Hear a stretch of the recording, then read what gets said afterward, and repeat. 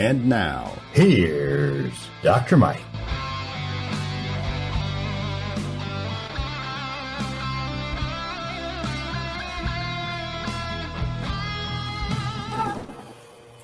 Hey friends, thank you for joining me today here for the live show.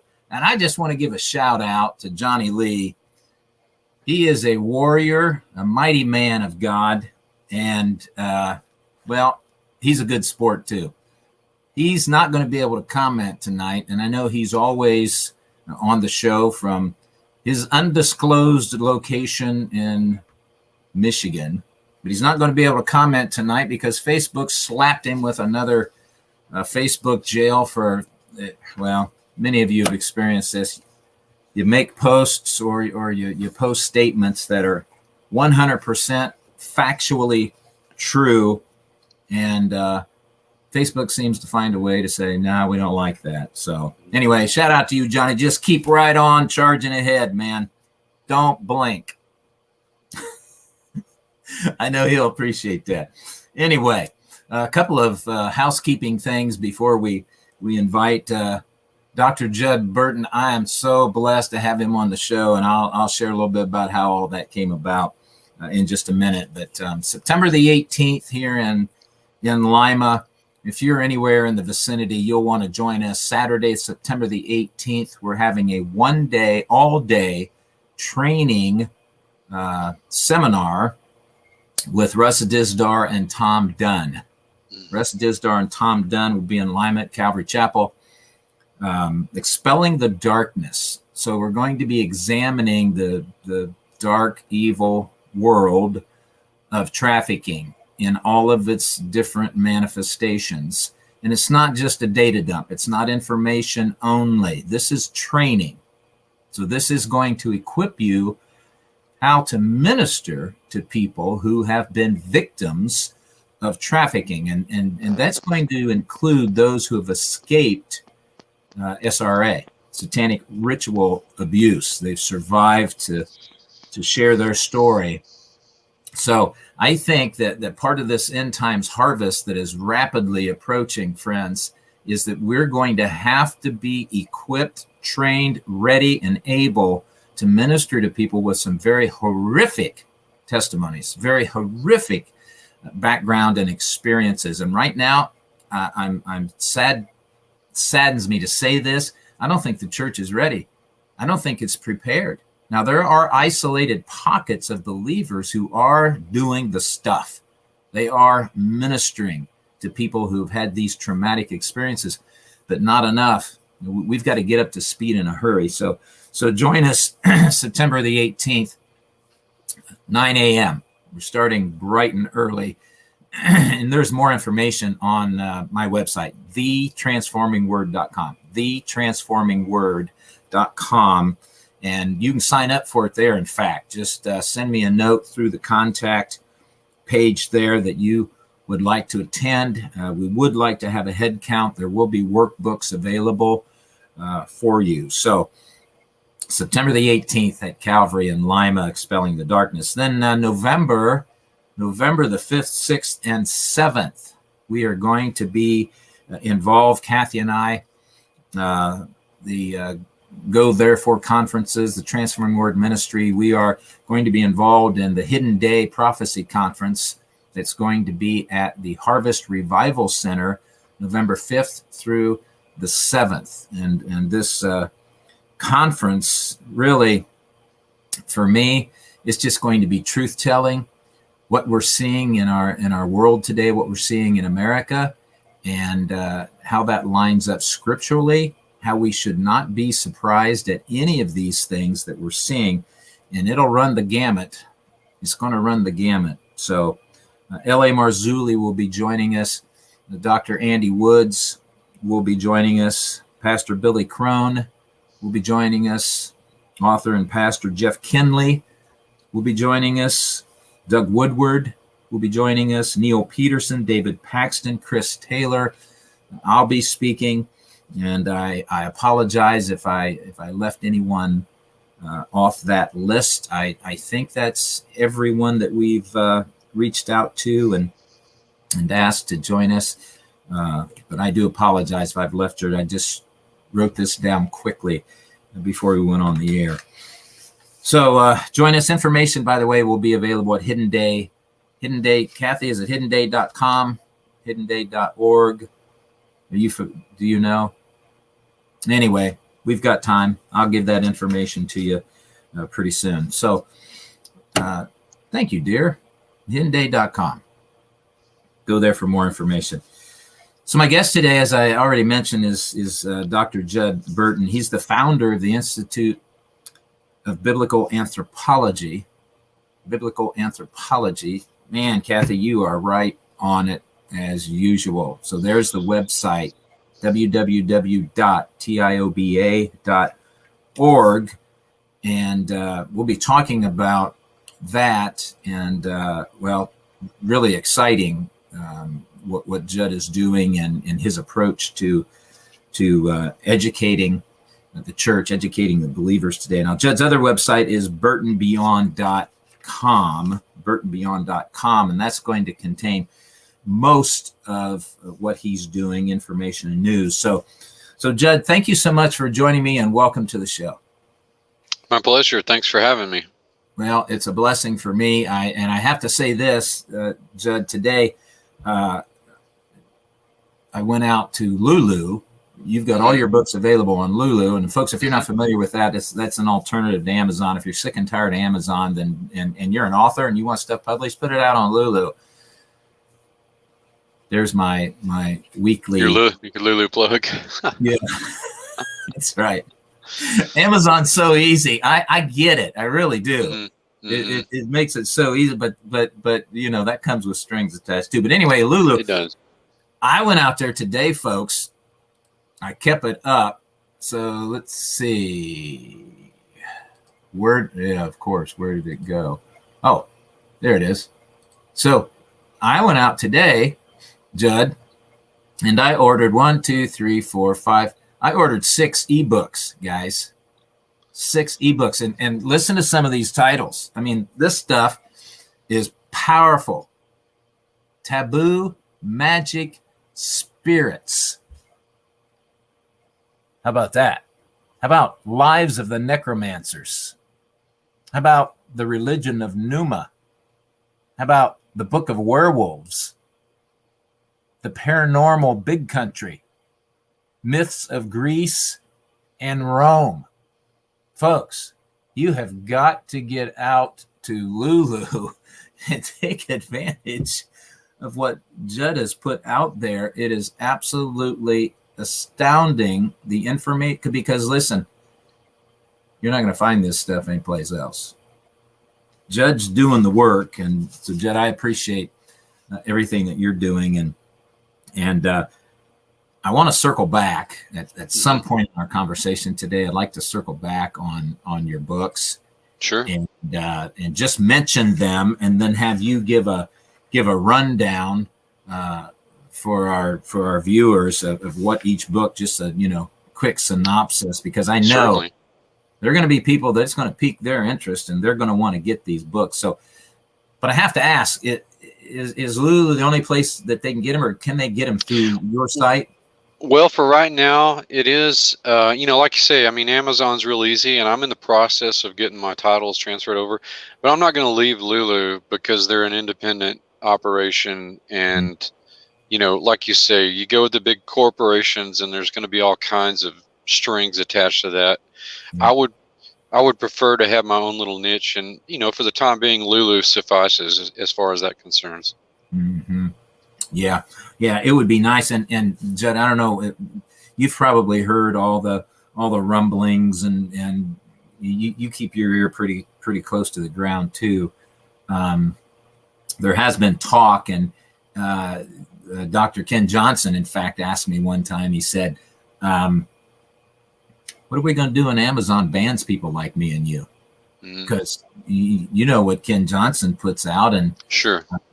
I do a lot of commentaries and things like that when I'm studying for my sermons. I just turn all those sermons into chapters in a commentary. So sure. one of these days, Amazon's going to say, "Nope, we're not going to put your content out there anymore, you wackadoodle Christian. So so it'd be good to have our own niche, have our ability somehow to publish. Yes, and I think that those communities are growing. I think that the need for that is recognized, and I can't think of any off the top of my head, but I know that they're there because I've read about them. Yes. Well, one I can call attention to, Judd, is dispensational publishing.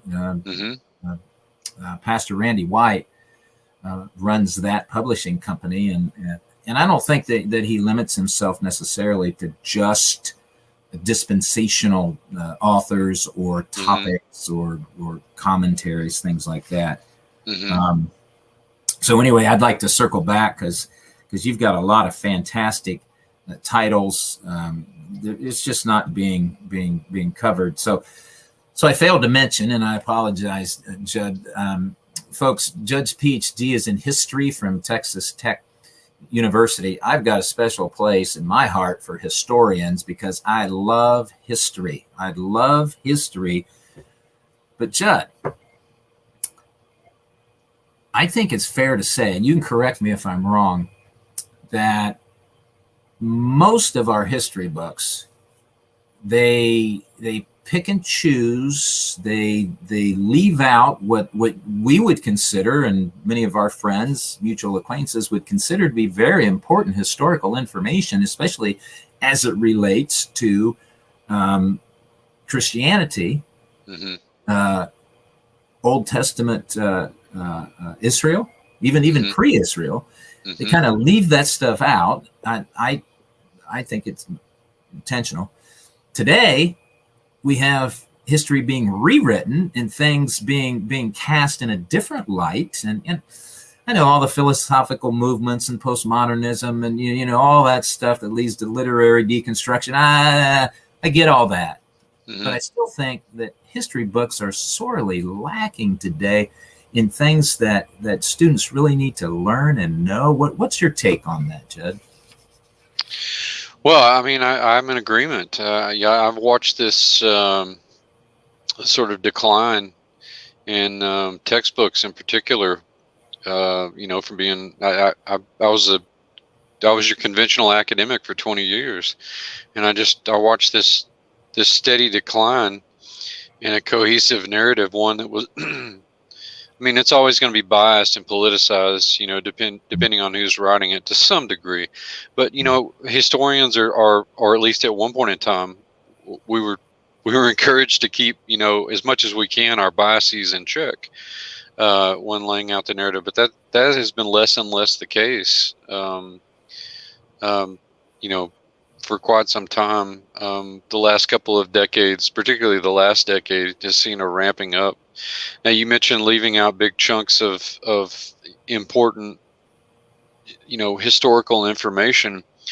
One of the things that I have a paper, or at least an outline for a paper that I'm going to do from data that I've collected over the last 10 years on world history and world civilization, ancient civilization textbooks, particularly as dealing with prehistory, because most world college level world history, sophomore, junior level high school world history textbooks treat they treat prehistory as a sort of speed bump, to get past, and okay, blah blah blah, big span of time, humans are not really doing anything. Let's get on to Mesopotamia and Egypt and the Indus River Valley, and the fact of the matter is that those civilizations are second generation. They're reboots, because I'm not trying to step on people's toes. Whether you're a young earther or an old earther, you can. At the end of the day, you have to come to the conclusion that something's being obfuscated in the narrative. And, having been working on this book on Göbekli Tepe and the Bible with Dr. Aaron Judkins, I found a lot of my suspicions, confirmed even more, because if we're, if we're to gauge civilizations like Mesopotamia, let's say ancient Samaria, the first one in Mesopotamia, and Egypt. If we got criteria we're going to judge those by and say at the end of the equation that they're civilizations, then there are plenty of sites in prehistory, let's say in the Mesolithic and the early Neolithic that meet those criteria. Göbekli Tepe is one of them. Navali Chari. There are Natufian sites that have direct bearing on the history of the Levant and prehistoric Israel, sites like Tel Karamal in Syria and Natufian Jericho, a prehistoric Jericho. These are clearly stratified societies. The government is centralizing. Religion is organized. They're dependent on agriculture, on seasonal food. You can go to Jericho even today and look at the remnants of the walls and the Neolithic towers to this city. And so this is one glaring example. And again, we haven't even brought, the theological religious implications, from the Bible into the picture yet. This is just bare data based on decades of archaeological reports, not stuff that's just been pulled out of the air. This is hard scientific data that these sites meet these criteria, yet the publishers of these textbooks, the people that create the curricula for these classes associated with world history and ancient history, continue to push this paradigm that the earliest civilizations were Mesopotamia, Egypt, and the Indus River Valley, when you have civilizations that existed thousands of years before any of them. Yes. That's one glaring example of many. And you mentioned Göbekli Tepe. Now that is significant, but I have to say, Judd, that maybe most is the best way, but most Christians are not familiar with what that is, the significance. There was am I correct in saying it's the oldest known temple? That's right. Now, why do Christians know about that then? And please explain what that is. Sure. Göbekli Tepe is a site in southeastern Turkey. It's relatively close to the Syrian border. And the conventional dating for Göbekli Tepe is about 10,500. So this puts it, in the Mesolithic period. And what it is a series of complexes. It's a huge site. It's still being excavated. It's some 300 square meters, so it's immense. And Klaus Schmidt is the archaeologist who had, the late Klaus Schmidt, I should say, is the archaeologist who's done the lion's share of the work on the site. And ostensibly, this is the oldest temple, because the conclusions of not just Schmidt, but his colleagues and peers as well, is that this site represents the beginning of the worship of anthropomorphic gods rather than the strict kind of animism or spirit worship, or more to the point, totemism, the reverence of animal spirits that you find in the religions of prehistory, what we can glean from the archaeological evidence. So this is a sharp delineation, departure from the religious paradigm previously.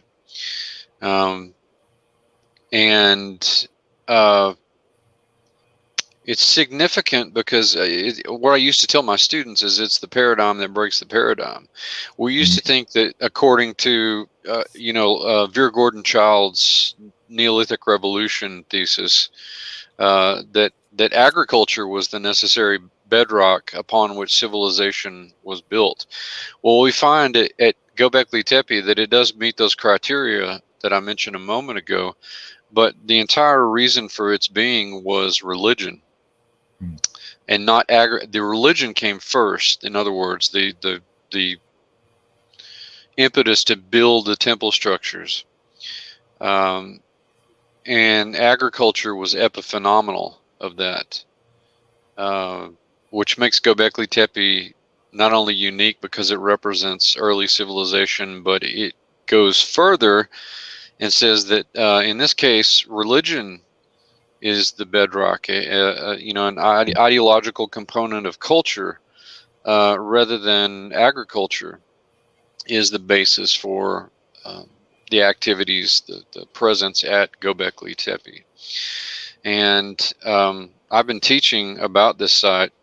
I was the weird professor who spent, the first month rather than just the first couple of days on prehistory, because it's such a necessary part of understanding civilization. And so I was pretty versed in the literature of the site to begin with. But Göbekli Tepe's location is interesting too, because it's near the headwaters of the Euphrates. So this puts it within the purview of probable location for Eden. It puts it in Abraham's backyard, and in fact, Shanlurfa, in my mind, which is a site that it's a town, a modern city that's just a few miles away from Göbekli Tepe. Shanlurfa is probably the best candidate for Abraham's Ur, not the Ur in southern Mesopotamia that Layard, the archaeologist, identified. And it makes sense too, because you have all these allusions to Aram and Haran, which Abraham had a familial connection to. He sends his servant back there to get Isaac a bride, and so there's this connection with the Abrahamic line. Eastern Turkey, the mountains of Ararat is where the ark settles. In the wake of the flood, and you have the spread of peoples out onto the earth. This consequently is also the region where the old Trans-Caucasus Proto-Indo-European world touches the Proto-Semitic world. So there was a lot of diffusive culture. So ostensibly, and most of the conventional archaeologists hold this point because they're not theists, they're generally materialist, is that there's not any relationship between Göbekli Tepe and the Bible. But I don't think anything could be further from the truth, particularly when you plug the Watchers into the equation. Well, you just lit the fuse on that, Judd. Well, that's what I do.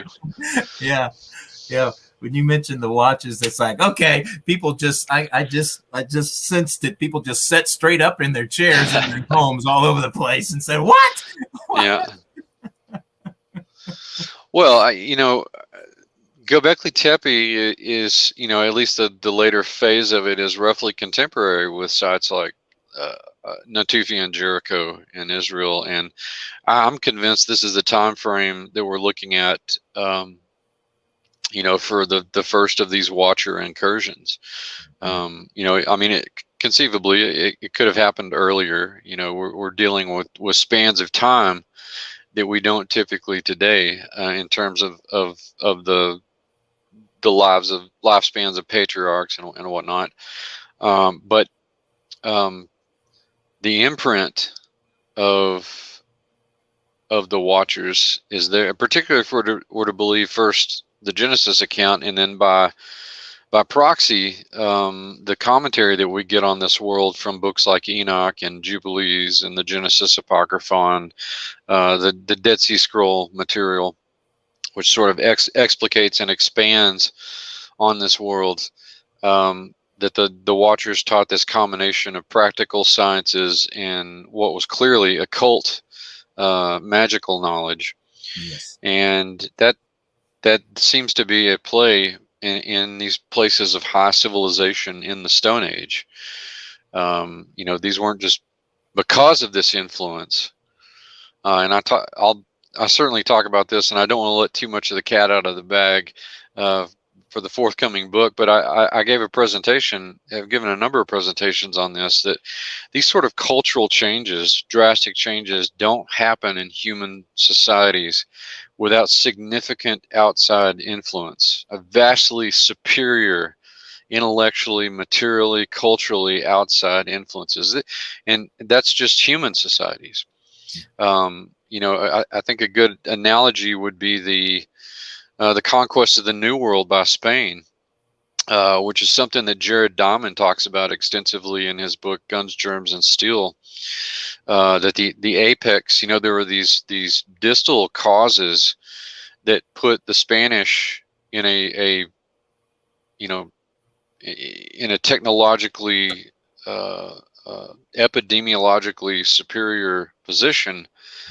We're talking about thousands of years of metallurgy and technology and the arrangement of the continents. Eurasia is long east to west, and so it was easier for agriculture and metallurgy and things like that, animal husbandry, to spread, whereas the North American and South American continents are long north to south. So you had lots of geological and climatological barriers that slowed the exchange of that sort of nation and knowledge, excuse me. And so by the time, the Spanish get to the 15th and 16th centuries, they're basically, in large part inoculated against bovine diseases like anthrax and smallpox, which the peoples in the New World had no antibodies for because they had no herd animals to speak of. And so there's a sort of unconscious biological warfare. The cultural changes, of course, were longstanding.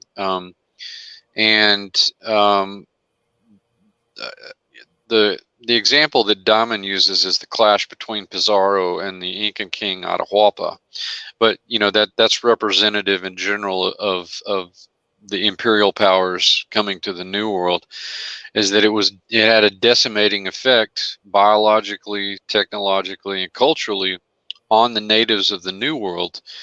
And it wasn't that the Europeans were braver or morally better than peoples of the New World. There were these factors of geography and epidemiology and technology that put them in a place to be able to do that. By analogy, the same thing can be said, and I don't think this drastic of a change could happen in prehistory without this kind of outside influence. And you're not going to find it amongst other humans at the time. Really the logical choice is a supernatural explanation, and you get that with the Watcher incursion. And if we're to believe the scriptures, which I do, and those books that are referenced by scripture, like Enoch, then I think we have to conclude that the culprits here are the Watchers, and they introduce this stuff for their own ends. That's not to say that the practical knowledge was necessarily evil in and of its own right, but it was the way that it was used and presented and manipulated and made them such masterful engineers of culture and language and all elements of culture, really. Yes. Yeah. Amen. And friends, just so you understand, when Judd's talking about technological advantages between the Spanish and the native Indians, he's talking about gunpowder versus bows and arrows, right? I mean, that's a huge cannon. Can you imagine? Cannon. That's just huge, and it did have an impact. It did play a part. Judd, I want to mention a couple of your books and just have you give a synopsis of what you cover, and then I want to talk about something very exciting about the courses that you're offering that people can take. And folks, I got to tell you right now, I've already signed up for one, so I'm excited about jumping into this. And let me just say this. Judd and I talked before we went on the air a little bit. Why would you not take advantage of someone's scholarship, their very hard work, their research, and their ability to pull all that together and put it in a systematic format that you can glean the blessing and the advantage? Get all of that, saves you time, saves you all of that research, and there it is. You've got it all in one place, and you get the blessing of learning and being able to discuss this information with your friends in your circle. I just think it's a great idea what you're doing, Judd. I'll come back to that in a minute, but a couple of your books, interview with the giant. Interview with the giant. So the book of Genesis tells us that giants were in the earth in those days. And I'm reading right from the Lulu website. Once great tribes of giants roamed the land, dominating humanity and usurping their resources. But where did they go? Well, what do you write about in this book in relation to that, Judd? Well, Interview with the Giant was it was my great experiment. I should say the first of many. I have forthcoming great experiments too, but it was really distillates from my dissertation. A lot of folks may be familiar with my work, know that I was heavily invested in the site of Paneas, Caesarea Philippi, in the Bible, and helped excavate a phase of its history, and later wrote a dissertation. My dissertation was on the religious history, kind of along the lines of sacred geography of Paneas, Caesarea Philippi. And of course, that's just right there at the foot of Mount Hermon. And people familiar with Matthew chapter 16, Mark chapter 8 know the Caesarea Philippi episode and what happens there.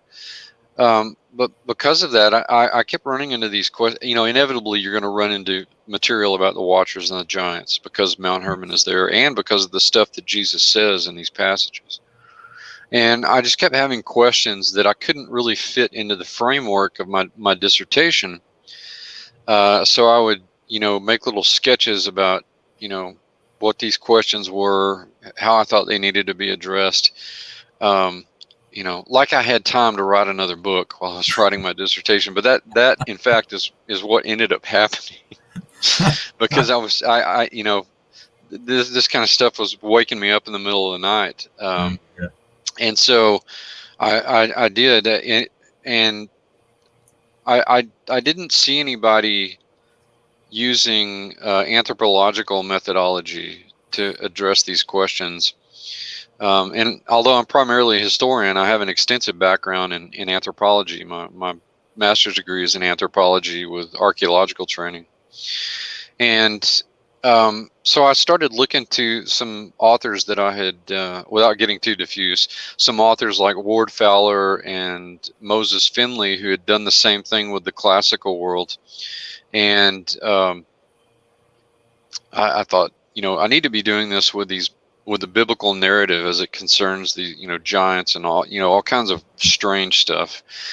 And Interview with the Giant, that's why I called it Interview with the Giant, because of the anthropological ethnographic component of it, trying to piece together the history using ethnohistory to try and build a culture model for the giants, studying them as if not that they were human culture, but they had all the elements and hallmarks of culture, those institutions. And so that's how Interview with the Giant came about. Yeah.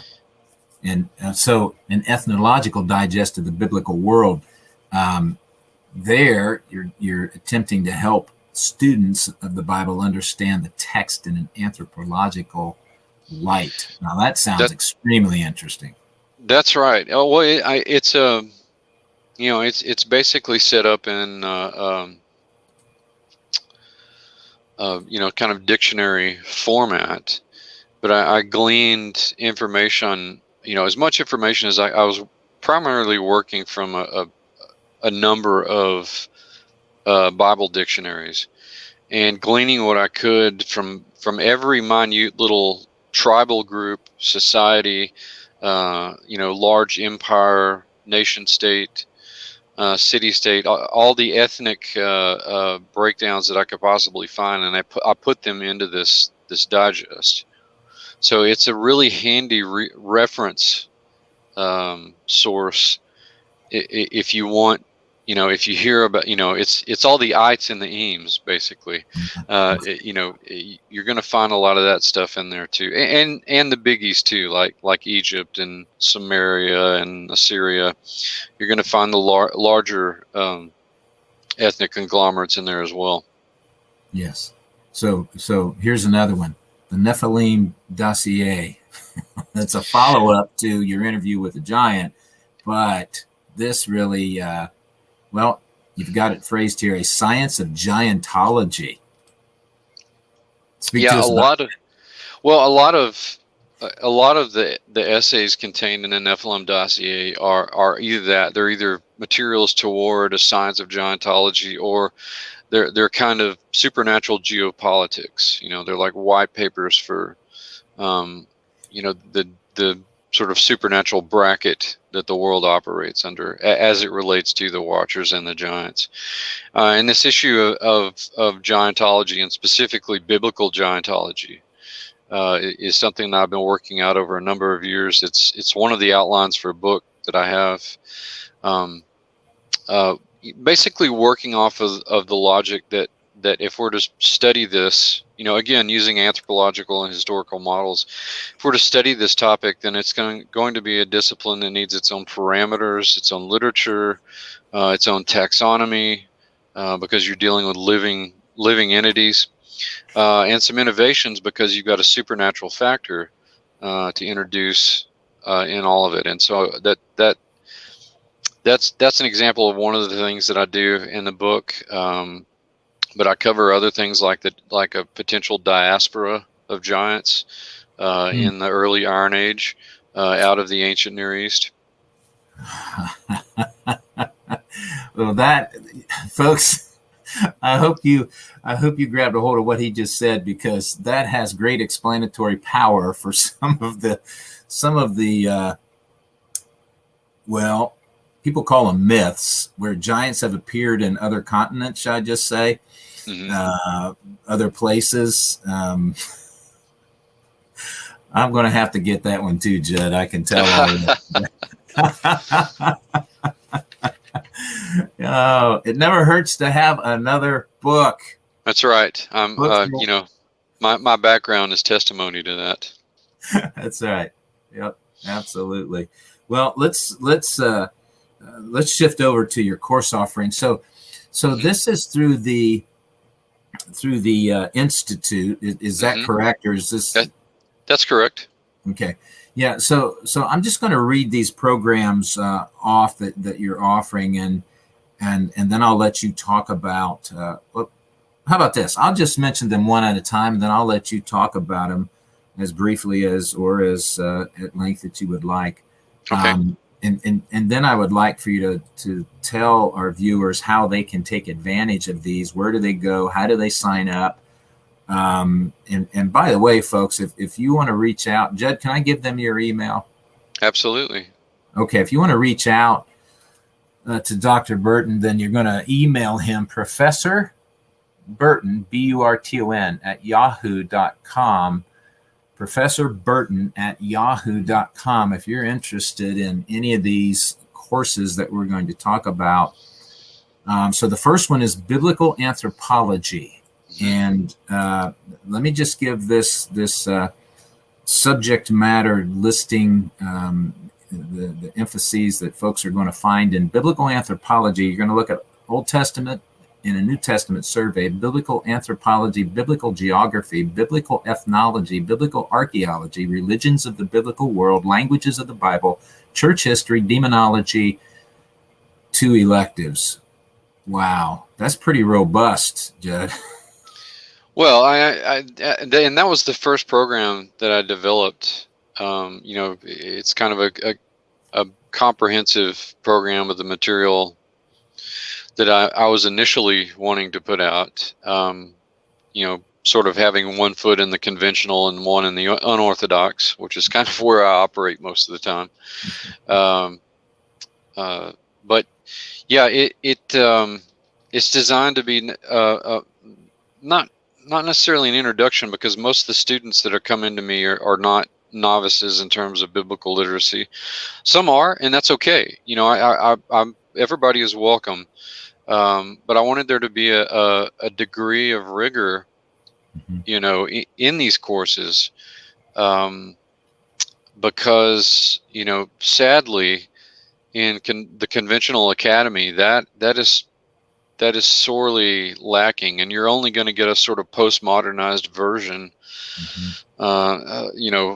heavily biased version of the narrative of any field that you're taking. And so I wanted to, you know, give people an alternative who wanted that same kind of rigor, but didn't want to pursue it underneath the auspices of the academy, which is, you know, it's sad to say, has fallen far afield from where it began, because we've jettisoned so many of the classical paradigms. Yes. And that's yeah, you get a taste of the history and the peoples and the languages and culture referenced in the Bible, and then there are electives like demonology and giantology that you can take that deal with some of the supernatural, the nefarious supernatural elements referenced in the Bible. Yes. Yeah. And then biblical demonology, which is where I signed. I was interested in that. It was split between that and mythology, and I decided to do demonology first. But biblical demonology, giantology, Old Testament survey, New Testament survey, apocrypha, history of church demonology, ancient Near Eastern mythology, a brief history of witchcraft. Boy, is that big today. If we have any time left, maybe we'll touch on that. Yeah.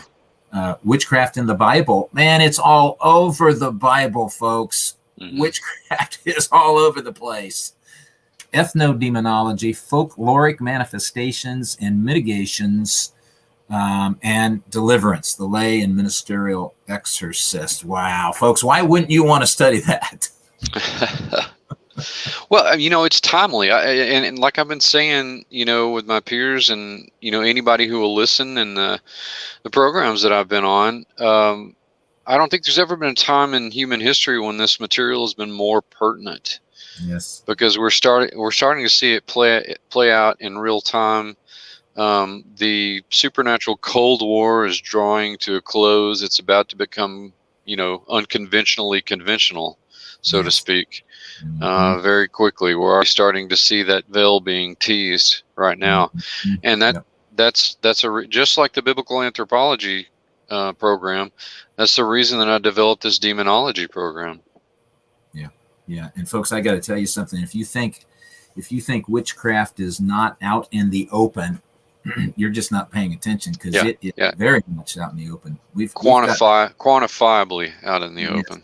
Yes, absolutely is. I've spoken with pastors right here in little Lima, Ohio, 40,000 people, little bitty town, and there are self-professing witches right here, and they're loud, as the saying used to go, loud and proud.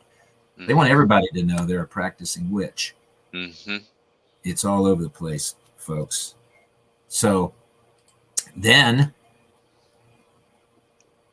preternatural morphology. Now, that's going to require, you're going to have to define that for folks, Judge. What?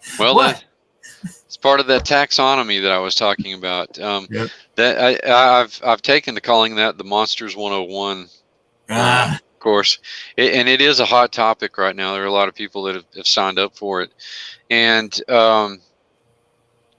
basically, I call it preternatural morphology. Preternatural because of the supernatural that we're dealing with, and morphology because of the form that it's taking. And specifically, this is a look at the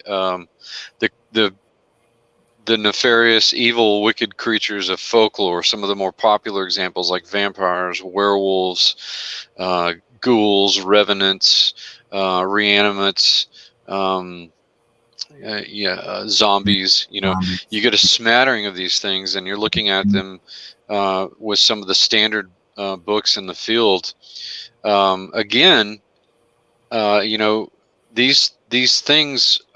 The argument that I'm making is that they're demonic at their root, and most of the people that have written the text for each of the courses in this program are making that argument that there's some sort of demonic manifestation in our reality, and they're usually culturally adaptive. That sort of harkens back to the ethnodemonology course and the demonology program that I have, and they represent real experiences of people. Even if you can discount some of them, statistically, you cannot discount all of them. Which is something that baffles my mind, and I think speaks to the commodification of culture in the modern world, which is a completely unproductive approach to the study of culture, in my estimation.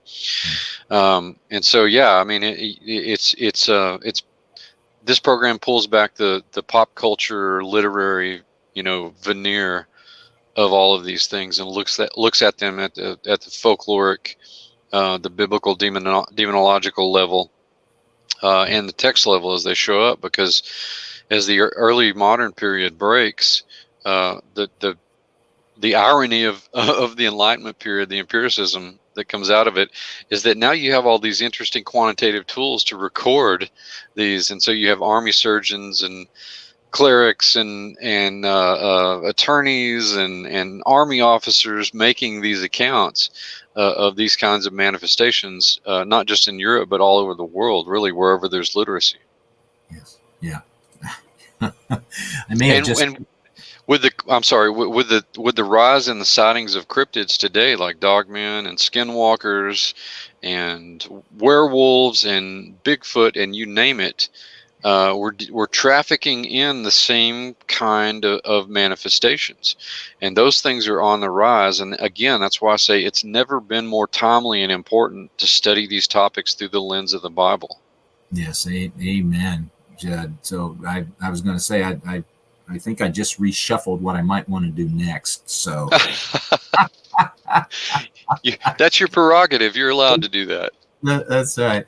So, folks, if you're interested, and we've got still, let me go on. So, ancient Near Eastern civilization, or mythology. Let's yeah, it's essentially a survey of world mythology, but again, we're looking at it through the lens of the Bible. We're gonna, we'll talk about Egyptian and Mesopotamian mythology and myths from the Greco-Roman world and the Celtic and Germanic and the Asiatic myths and the myths from the Americas, and it's a smattering of everything, but again, looking at it through the biblical lens. Yes. And then ancient Near Eastern civilization. Yeah, I'm excited about my civilization programs because the ancient Near Eastern stuff, as you might expect, covers Egypt, Mesopotamia, Anatolia, the Levant, but there's also a prehistory component in it, and there are 3 axes along which students will study this stuff: the general historical narrative, then the other one is how these civilizations fit within the context of the biblical world, and then a sharp, focused look at the religion and mythology of each of these civilizations. Yes, and then finally the Mediterranean civilization. Right, and this is getting closer to my grounding education, which is in the classics, the Greco-Roman world, and I'm excited about all of these. But in picking out the text for the Mediterranean civilization, it's going to be, they're all going to be fun. But I guess it just tickles the classicist in me to get these texts out. And so, it's the Aegean stuff, the Minoans, the Mycenaeans, the Age of Heroes, the Trojan War, and then the later Greeks, and of course the Romans. Yeah. And this just gives so much background. It provides so much, well, I like to use the phrase, Judd, color commentary. So, Sure. A sporting analogy, you've got Right. by play, but then you got the color commentator giving the background and just filling in all of it and just making this picture beautiful.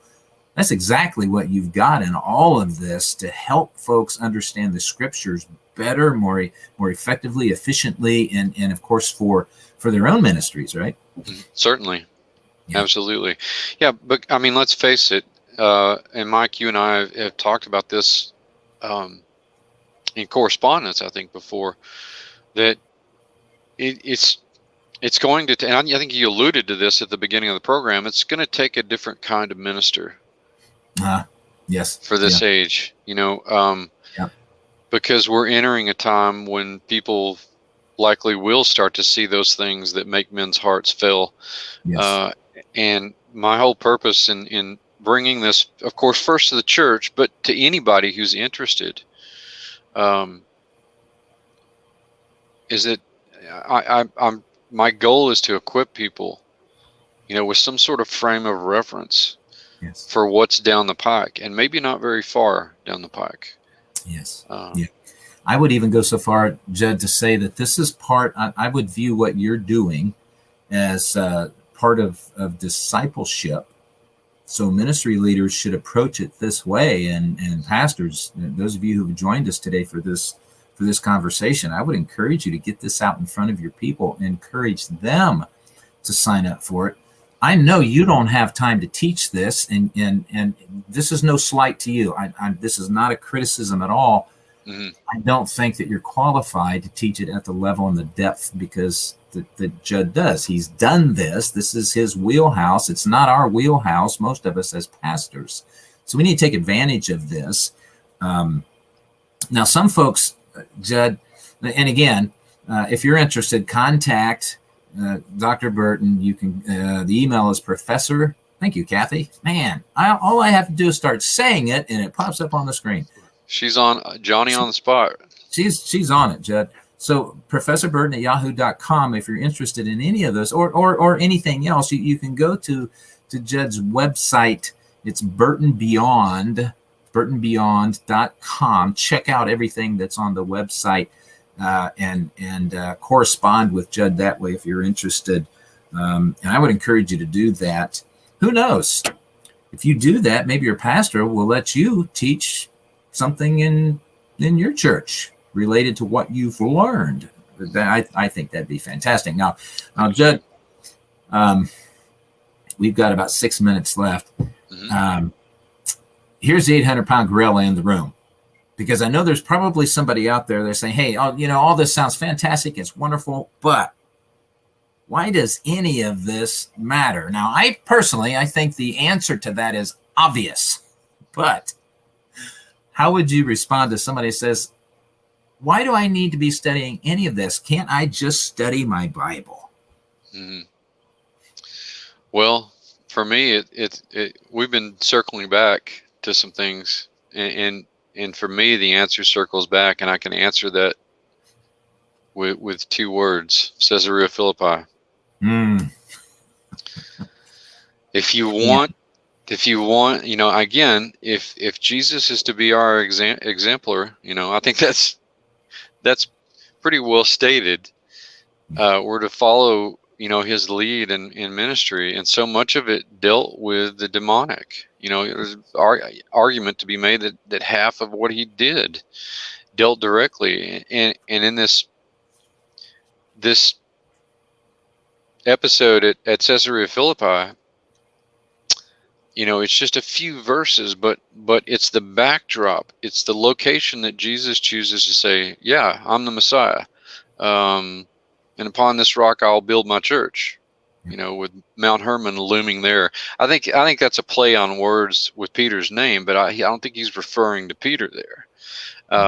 Because he's talking about sweeping aside the old ecclesia, the assembly of the gods, the old false gods, and replacing it with his assembly, ecclesia, the church, which is why we use that word, and puts a whole new spin on what should be going on in the body of Christ. But of course, and when he says, I'll establish this assembly and the gates of hell will not prevail against it. He's making all of these statements in the backdrop of Mount Hermon, where the Watchers and the Nephilim have their, this is ground zero, basically. It's in the backyard of Og of Bashan's old kingdom. This is the, that region was called the Gates of Hades by the Phoenicians. You've got the land of the snake, which is what Bashan means, Bathan, in Ugaritic. In that region, the apostate tribe of Dan had land just across the valley from Caesarea Philippi, and none of this would be lost on Jesus's disciples. That's right. I mean, it's not just fire; it is firing a bow or shot over the enemy's bow, but it's like, hey, this is a fight that we have to, I'm picking the fight, but this is a fight that we all have to be involved in. Yeah. That's I'm exactly not, right. I'm not saying that people should ruminate about it, all the time. I mean, you're not, we have different gifts and people are called to different things. I realize that, but our world is changing so quickly in historical perspective. Our world is changing so quickly, and the prophetic clock has all of these elements that are lining up. Yes. I'm not a date setter, not a prophet, but as a historian, I think I have some tools to prognosticate, to some point, that people need to be equipping now in this, season of plenty, if that's what it is, for, just to be prepared, even if you don't you don't have occasion to use it. But I suspect that more people are going to be called to use it, and that's why this information is so timely. And so when you want to reason, number one, think of Jesus's example. Number two, think of what happened at Caesarea Philippi and the backdrop against which Jesus made these statements. Yes. Amen. I agree with all of that, Judd. All of it. We are living, as my friend Carl Gallup says all the time, in the most prophetic times in the history of man. We're watching it. Mm-hmm. And I just said this yesterday during my teaching time, Judd. I said, how exciting is it that we've talked about this, we've studied it, we've read it, we've encouraged other people through it all these years, and now we're seeing it actually unfolding right in front of our eyes. Mm-hmm. This isn't a time for despair. This isn't a time for anxiety or wringing our hands. Mm-hmm. This is the time for us to rejoice, because we know that things are finally coming to a conclusion. And I'm not date setting either. Mm-hmm. I'm just saying, shouldn't we be able to look at what is happening in our world through the biblical template and say, oh my, this is very significant. Absolutely. Otherwise, we're guilty of the same kind of foolery that the Pharisees were. I mean, Jesus chided them for, you idiots know how to predict the weather, yes, but you can't read the signs of the times. That's exactly right. Yes, amen. Well, I can't believe it, Judd, but our time is up already. It's been a really wonderful, encouraging, edifying conversation, brother. I so appreciate your gifting and talents, what the Lord has blessed you with, and how you're applying them for the benefit of the body of Christ. And so thank you so much for joining me today and for this conversation. Honored. My pleasure. Thank you. And friends, go to Dr. Burton's website, burtonbeyond.com, and sign up for those courses. Send him an email. Thanks, Kathy. burtonbeyond.com. Send him an email, professorburton@yahoo.com, and tell him which one you would like to take. I'm doing demonology, but you may want to do the anthropology, the mythology, one of the civilizations. It doesn't matter where you start, whatever your interest is, just do it. Make that decision today. Just do it. Don't put it off any longer. You've wanted to understand the Bible in a fuller, richer, deeper way. This is a step in that direction, folks. So I encourage you to do that. God bless you guys. I'll see you next week here on the live show. Remember, renewing our minds is not an option. God bless you. Love you guys.